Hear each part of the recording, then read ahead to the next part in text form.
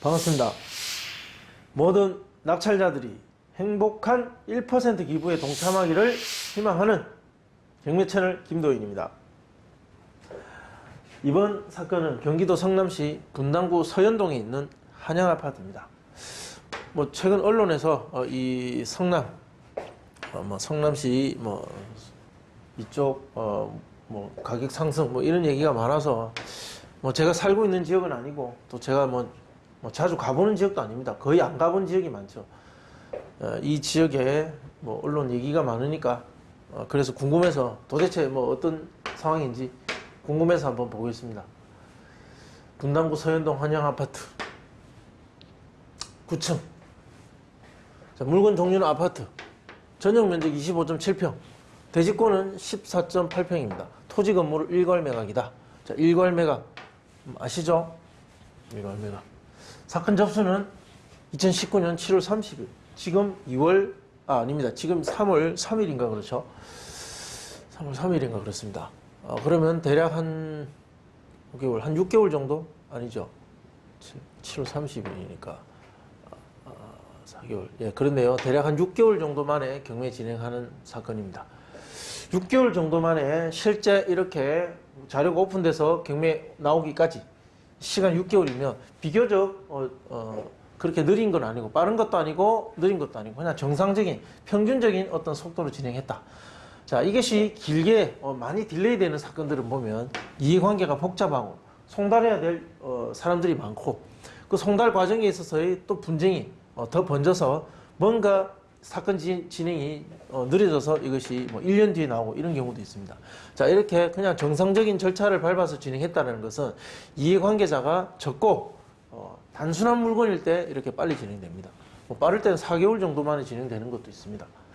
소유자와 채무자는 같은 사람인 것으로 보이고 채권자는 홍 누구누구로 개인입니다.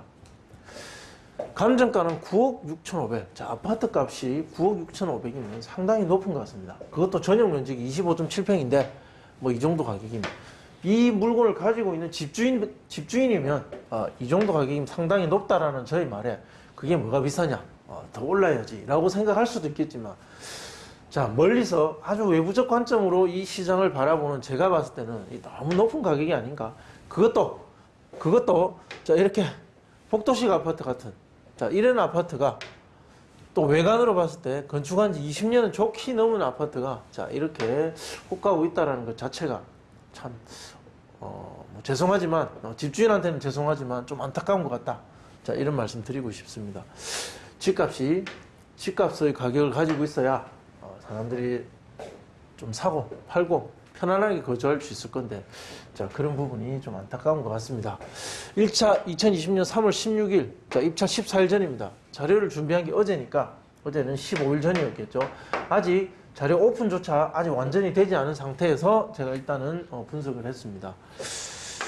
대략적인 분석이니까 참고하시고 이렇게 분석하더라, 저런 방식으로 분석해서 입찰하더라라는 것을 여러분들한테 보여드리기 위한 어떤 자료고 수업이니까 참고하시고 좀 더 진짜 입찰을 하시는 분들은 좀 더 깊이 있게 좀 더 많은 자료를 분석해야 될 것입니다. 문건 접수네요. 자, 이 사건이 진행될 때 어떤 문건들이 접수됐는지 이해관계자가 있는지 낙찰받은 이후에 낙찰자에게 영향을 미칠 수 있는 이해관계자가 있는지 살펴봐야 됩니다. 자, 감정평가서와 등기필증, 현황조사서 이런 것들은 당연히 나오는 것들이고 자, 여기 보시면 하나 있습니다. 자, 임차인 홍 누구누구가 배당 요구 신청도 했고 권리신고했습니다. 그리고 주택임대차 계약서 제출을 했다. 자, 이것은 낙찰받고 나서 낙찰자에게도 영향을 미칠 수도 있는 이해관계자이기 때문에 주의 깊게 살펴봐야 된다는 것을 여기서 흔적을 발견하게 됩니다. 자, 그리고 가압류권자, 근저당권자, 채권자, 야간 송달 신청. 그러니까 집주인이 송달을 별로 받지 않았다라는 것, 시간을 지체했다라는 것, 또는 집주인이 한국에 없다든가 뭔가 송달이 정상적으로 되지 않았다라는 것. 채권자, 대리인, 법무법인 그러니까 즉 채권자 홍 누구누구 씨가 어떤 법무법인에 의뢰를 해서 이 과정을 진행했다.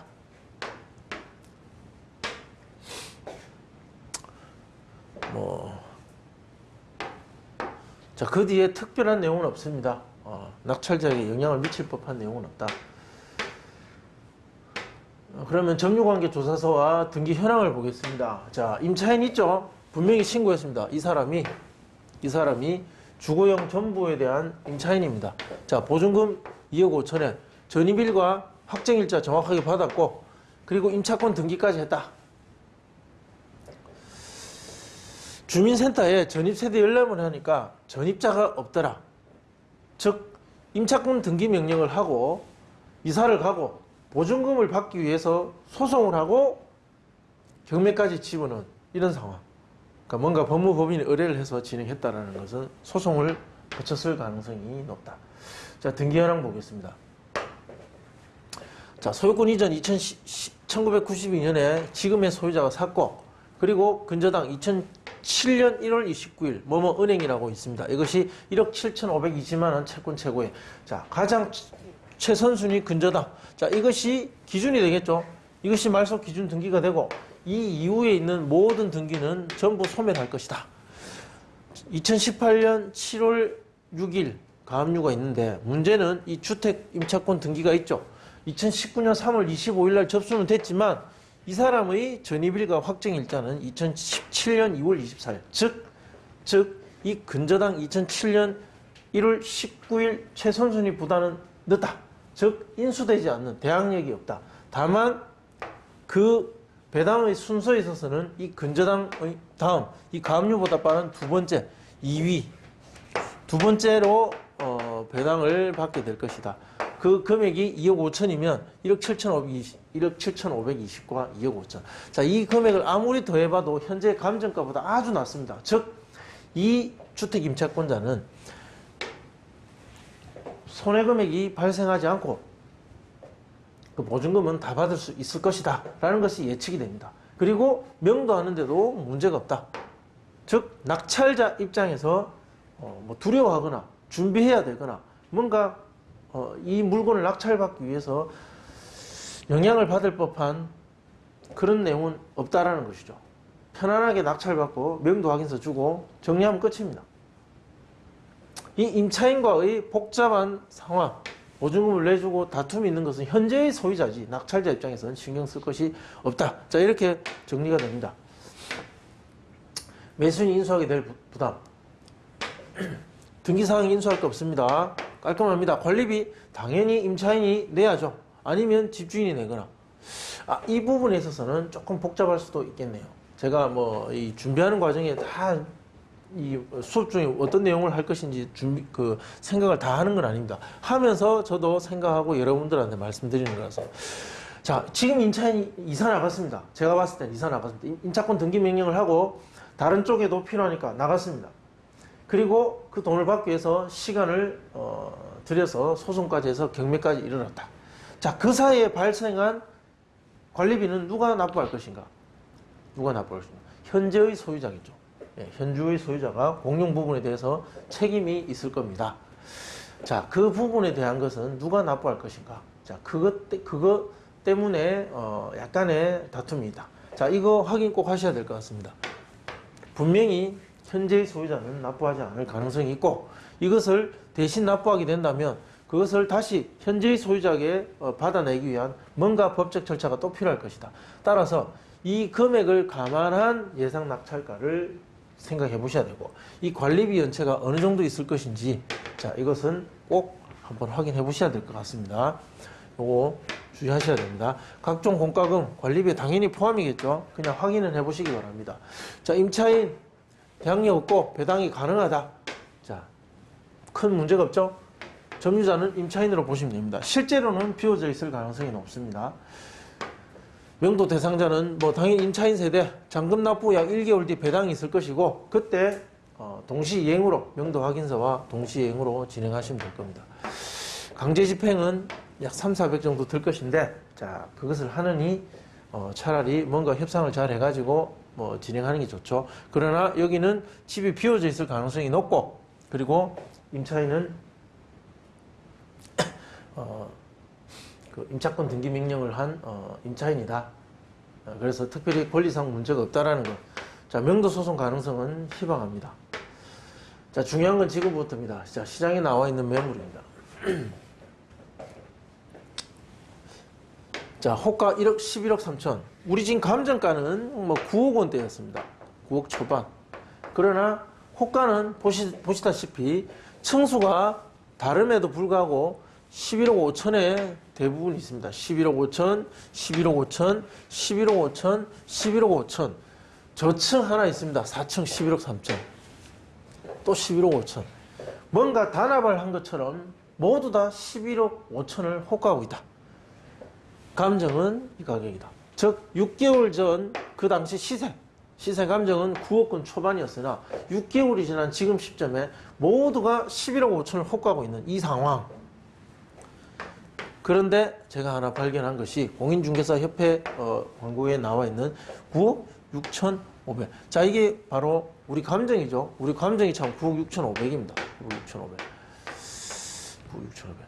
우리 감정과 똑같은 금액에 층수도 똑같습니다. 이 물건이 경매 물건이 아닐까라는 합리적인 의심을 해볼 수 있겠죠. 네, 경매 물건. 보시면 동수 똑같습니다. 316동. 자, 이 광고는 올렸다가 내렸습니다. 뭐 진행 가능이라고 해놨죠. 이 진행 가능이 보니까 경매로 나와 있지만 매매도 가능하다라고 볼 수도 있습니다. 즉 경매의 입찰을 유도하기 위한 부동산의 광고인지 또는 경매로 입찰해서도 가능하지만 취하하고 매매도 가능하다라는 흔적인지 그 둘 중에 두 가지의 가능성을 모두 두고 살펴보실 필요가 있습니다.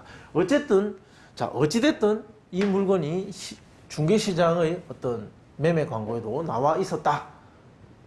현재 어떤 부동산 하나는 나와 있다. 자, 그거 참고하셔야 됩니다. 자, 실거래가 신고 한번 보겠습니다. 2019년도에 유사한 평행대, 아주 거의 차이가 없는 이 평행대의 거래 사례입니다. 보시면 자, 9억 초반, 9억 초반과 9억 후반 갖다 사이를 모두 다 오갑니다. 자, 인테리어 상태에 따라서 차이 날 수 있겠죠. 자, 대부분이 보면 9억 중반대의 가격이 많습니다. 9억 6,500이라는 감정은 아주 시세 감정에 잘된 금액이 아닌가. 자, 8억 원대 하나 있긴 있었지만 대부분 9억 중반, 뭐 9억 같은 경우는 2층, 1층 이렇습니다. 자, 보면 9억 8,800도 있고 9억 4천, 9억 5천, 9억 3천. 자, 이렇게 11월까지 9억 중반을 중심으로 해서 그 언저리에서 가격이 기록되고 있었는데 12월 달에 10억 2천만 원이라는 금액이 기록이 됐습니다. 물론 9억 후반대의 금액이 있긴 있었습니다. 9억 8천, 9억 8,800. 그런데 이렇게 10억이 넘어가는 단위 하나가 올라가는 것은 12월에 하나 발생을 했다. 10억이 살짝 넘어가는 금액에 발생했는데 그리고 2020년으로 넘어와서 1월 달에 거래갔고 다시 9억 중반대에 거래가 됐다. 그리고 시장은 전부 11억 중반. 자, 약 2억 원 가까이가 그냥 호가만 올라간 상태. 자, 이 상태. 수요와 공급의 갭이 2억이나 납니다.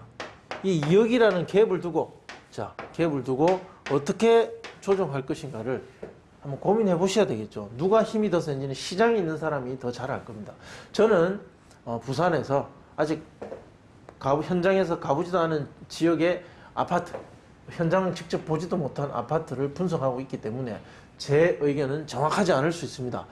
드러나 있는 오픈되어 있는 자료만으로 분석하다 보니까 한계가 있을 수 있습니다. 그러나 이러한 사고방식으로 현장의 정보를 접근하면 분석하는 데 용이하다는 것을 여러분한테 보여드리는 수업이니까 참고하시면 좋을 것 같습니다. 그러면 실제 거래 가능 금액 범위를 정해야 되는데 이것이 굉장히 어렵습니다. 감정은 9억 6,500이나 실제 거래가 가능한 금액은 얼마냐? 저는 정말 최소한 한 10억 정도는 봅니다. 이 9억 5천부터 10억이라는 것에서 이것은 별 의미가 없습니다. 현재 중개시장에 나와 있는 9억 6,500만 원의 진행 가능이라고 되어 있는 이 물건의 광고. 자, 이 가격의 영향을 받아서 제가 적은 거지 실제로는 거의 10억 수준은 된다고 봅니다. 자, 이 광고는 왜 올라와 있는 것일까? 이 이하의 낙찰은 엄두도 내지 말라는 어떤 집주인을, 현재 이 소유자가, 집주인이 이 물건의 거래에 관여할 수 있는 상황이라면, 저 외국이나 또는 뭐 사망하실 수도 있겠죠. 어쨌든 사람이 이 물건의 거래에 관여할 수 없는 상황이냐 있는 상황이냐에 따라서 이 경매 물건은 많이 달라집니다. 자, 이 물건에 영향을 미칠 수 있는, 즉 컨트롤하고 있는 상황이다라면 이 광고를 부동산 중개사에게 지시해서 내라고 하고 매매가에 컨트롤하고 있는 상황이라면, 만약에 이 가격 이하의 낙찰은 불가능합니다. 시장에서 이 가격 이상의 매매를 하고 취하를 해버릴 가능성이 아주 높습니다. 따라서 이 9억 5천 적용은 별 의미가 없고, 자, 보시면 대부분 제가 분석을 하는데 이 의미가 없습니다. 자, 이렇게 되어놨습니다. 그냥 예상 낙찰가는 9억 6천5백 이상입니다. 이 이하는 어렵습니다. 이 이하는 유찰이 될지 안 될지는 될 수도 있겠죠. 그러나 자, 최종 낙찰 가격의 기록은 이 가격 이하는 어렵다. 이 가격 이하에서 만약에 기록이 되면 여러분이 집주인이라고 생각해 보십시오. 소유자다. 어떻게 하시겠습니까? 취하하고 이 가격 이상에서 매매합니다. 즉 무슨 말이냐? 만약에 10명이 입찰했다. 그럼 한 사람이 뭐 9억 6천5백에 낙찰을 받는다고 가정할게요. 가정이 안 되겠네. 10명이 입찰했으면 10명이 들어가야 되니까. 자, 9억 7천에 낙찰 받았다고 가정할게요. 9억 7천. 자, 1등 한 명입니다. 그럼 2등 있겠죠? 나머지 9명 중에. 자, 2등이 가만히 있겠습니까? 중개시장에 달려가겠죠. 9억 8천 줄게 그냥 취하고 매매하자. 뭐 3등은 가만히 있겠습니까? 사고 싶어 하는 사람의 힘이 강합니다. 지금 시장이. 따라서 이 소유자는 그것을 이용해서 경매와 중개 이 두 가지 시장에서 경쟁시켜서 더 높은 금액에 팔려고 할 것입니다. 더 높은 자기가 만족하는 낙찰가 기록하면 그냥 여기에서 배당을 받고, 마음에 안 들면 취하시키고 바로 매매를 하게 되겠죠. 따라서 어느 정도 금액의 낙찰가를 기록할 것인가, 그것을 아주 주위에서 관찰하고 있을 겁니다. 그래서 대략적인 분석을 해봤습니다. 그래도 분석은 해봐야 되니까. 분석이 별 의미는 없습니다. 이 분석은 별 의미가 없습니다. 그냥 집주인이 만족할 만한 금액을 써내야 됩니다. 만족시키지 못하면 시장에서 매매될 겁니다. 호가는 11억 5천입니다. 그럼 뭐 10억이라도 살 수 있다면 당연히 사겠죠. 따라서 9억 6천5백의 금액은 의미가 없다는 거죠. 만약에 지금 현재 시장에서 자연 경쟁에 의한 낙찰가를 기록한다면 얼마가 될 것인가? 자, 그것만 분석해 보겠습니다. 자, 인근에 낙찰된 사례 몇 개 있습니다. 자, 그 중에 유사한 금액대 제가 보겠습니다. 자, 2019년 2월과 11월 25일에 있었던 효자촌과 삼성. 자, 전용 면적 25.6평과 40평. 자, 모두 2차에 낙찰되었습니다. 일단, 당시 이 물건들은 한 번은 유찰이 되었다. 한 번 유찰되고, 자, 첫 번째 유찰돼서, 자, 두 번째 낙찰이 되었다. 자, 여기서 낙찰받는 것은, 감정가에서 낙찰받는 것은 경매의 매수로서 이익이 없었다라는 시장 참여자 전원의 판단이 있었기 때문에 유찰이 되었다. 자, 그리고 유찰이 된 이후에 입찰한 수가 중요합니다. 17대 1. 자, 그리고 37대 1. 이 수는 아파트 경쟁률로는 어마어마한 경쟁률입니다. 실제 17대 1 정도만 되어도 경매로서의 매수하기 위한 어떤 가격은 별 의미가 없다. 거의 매매가에 근접하는 가격을 기록합니다. 자, 실제 보세요. 감정가가 1할 때 거래 가능한 금액은 거의 감정과 큰 차이 없습니다. 낙찰 금액은 97%와 98% 정도 기록을 합니다. 거의 1, 2% 정도 차이를 두고 낙찰되어 버립니다. 자, 우리 가중 평균을 구하면 한양 아파트는 자, 98.27% 정도 예상이 된다. 자, 매도가 10억. 이 정도는 줘야 매매를 하겠죠. 당연합니다. 10억 정도는 줘야 지금 주인이 팔 겁니다. 뭐 10억도 마음에 안 들겠죠. 당연히 11억 5천, 뭐 11억은 봐야 되겠죠. 그러나 매수자는 그 금액에 주고 사기가 두려울 겁니다. 왜? 최고로 높게 기록된 건 10억 2천. 한 번 딱 기록되고 그 뒤에 다시 9억 중반으로 내려와 있는 상태. 그리고 호가는 11억 5천입니다. 쉽게 11억 원을 넘어서는 금액을 주고 사기는 힘들다. 따라서 10억 원 정도라면 한번 해보겠다라는 매수자는 충분히 있을 수 있다. 자, 따라서 이 10억 원을 적용해보면 예상 낙찰가는 경쟁까지 감안해서 10억 270만 원 나옵니다. 자, 예상 낙찰가 저는 제가 생각하는 거는 10억 2,700 정도. 뭐 이 정도는 줘야 사지 않겠는가?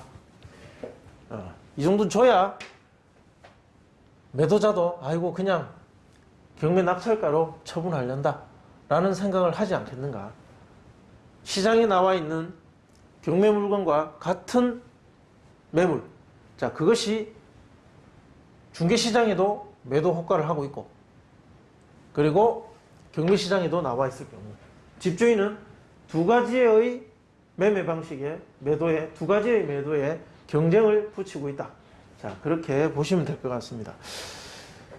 단순한 사건이지만 깊이 생각하면 복잡할 수도 있습니다. 매도자의 머릿속도 들여다봐야 되고, 시장 참여하고 있는 매수 대기자들의 머릿속도 살펴봐야 되고, 그리고 내 욕망, 내가 가지고 싶어 하는 그 욕망이 얼마나 강한지, 어느 정도 가격대에 사고 싶어 하는지 스스로의 생각도 살펴봐야 됩니다. 자, 그럼 모두의 생각을 들여다보고 분석하고 계획해야만 합리적이고 현명한 낙찰가를 선정할 수 있다. 자, 그렇게 말씀드릴 수 있겠습니다. 자, 이 사건은 질문이 많을 수도 있을 것 같습니다. 자, 궁금하신 내용은 댓글로 남겨주시고 좀 구체적으로 질문해 주시면 답변하기가 수월할 것 같습니다. 자, 시청해 주셔서 감사합니다. 좋아요, 구독 신청 부탁드립니다.